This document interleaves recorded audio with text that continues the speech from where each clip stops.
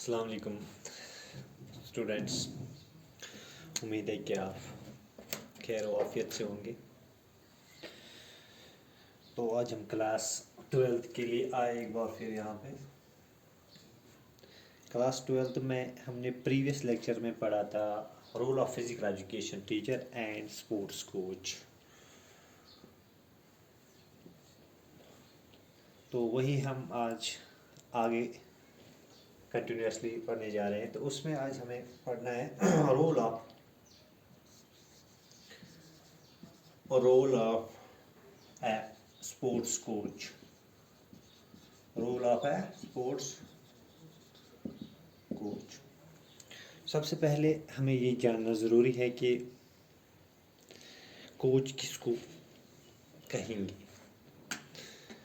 फिर उसके बाद हम जाएंगे रोल पे, उसका रोल क्या होता है कोच का।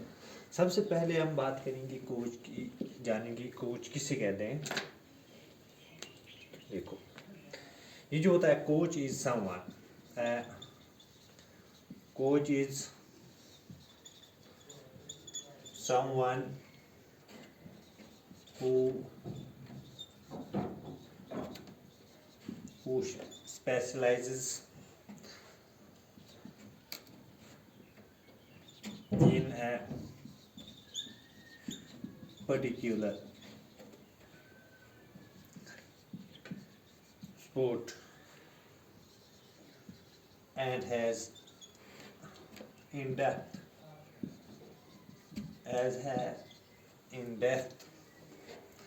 knowledge about the following. Yes.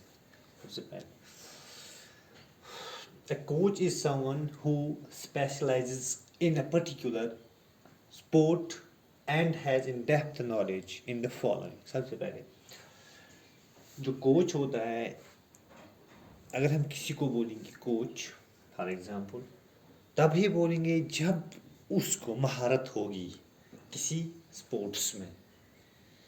किसमें? Specialises in a particular sport. Coach उसको बोलेंगे जिसको महारत होगी किसी पर्टिकुलर स्पोर्ट में। एंड हैज, इतना ही नहीं, एंड हैज डेप्थ नॉलेज। यहाँ पे महारत की बात नहीं है, लेकिन यहाँ पे बात आ गई कि उसके पास डेप्थ नॉलेज, उसको डीप नॉलेज होनी चाहिए। किस वो डीप नॉलेज किसके बारे में? उस स्पोर्ट्स के बारे में। फॉर एग्जाम्पल मैंने यहाँ पे लिखा and has in depth knowledge about the following. किस में होनी चाहिए डेप्थ नॉलेज? फर्स्ट वन, उसमें rules and regulations related to the sports, related to the sport. सबसे पहले उसको नॉलेज होनी चाहिए, उसको रूल्स एंड रेगुलेशंस के बारे में क्या होनी चाहिए? नॉलेज। ठीक है, वही होता है rules and regulation related to the sport. उसको पता होना चाहिए रूल्स एंड रेगुलेशन उस स्पोर्ट के रिलेटेड जिसमें उसको महारत होगी। वो हो गया, ये हो गया फर्स्ट। सेकंड हो गया how to train, how to train students in the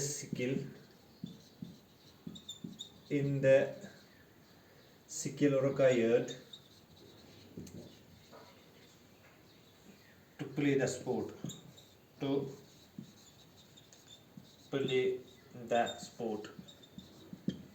दूसरा पॉइंट, कोच का काम क्या होता है? उसको नॉलेज किस किस के बारे में होनी चाहिए। पहला मैंने आपको बताया rules and regulation related to the sport, first. Number second, how to train students को कैसे ट्रेन किया जाएगा in the skill required to play the sport. ये हो गया दूसरा, how to train students in the skill required to play the sport. कैसे train किया जाएगा बच्चों को, कौन सी स्किल की ज़रूरत है किस प्ले में कौन सी स्किल की ज़रूरत है। ये हो गया सेकेंड। अब हम आएंगे थर्ड पे, how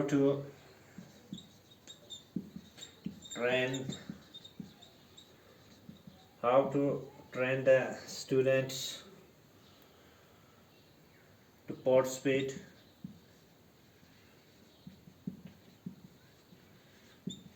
participate and prepare for competition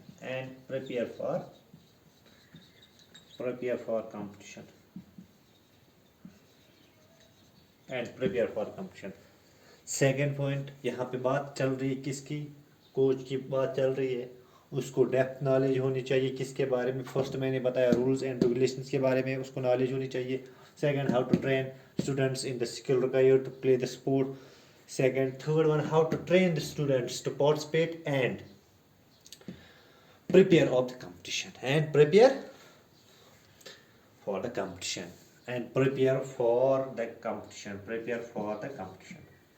third point, उसको नॉलेज होनी चाहिए किस तरह से ट्रेन किया जाएगा स्टूडेंट्स को, किस तरह फिर ट्रेन करने के बाद पार्टिसिपेशन के लिए ट्रेन किया जाता है। इतना ही नहीं, पार्टिसिपेशन के लिए नहीं, और इसके बाद कंपटीशन में पार्टिसिपेट करके जो है कंपटीशन में फिर हिस्सा लेना है। ये है थर्ड पॉइंट। अब आएंगे हम फोर्थ पॉइंट पे।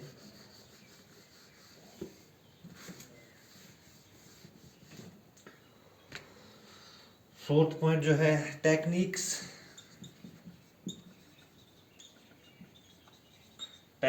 और strategies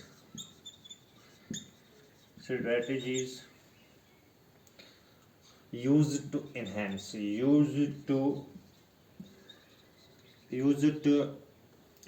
the performance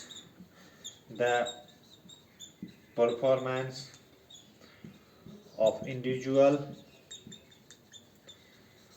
individual athlete as well as team. Third point, techniques or strategies used to enhance the performance of individual athlete as well as teams.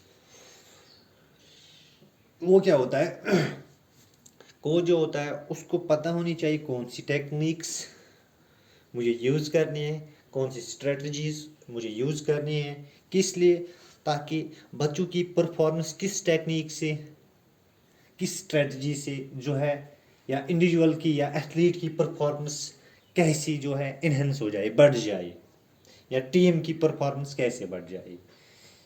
इन चीज़ों के बारे में कोच को नॉलेज होना चाहिए।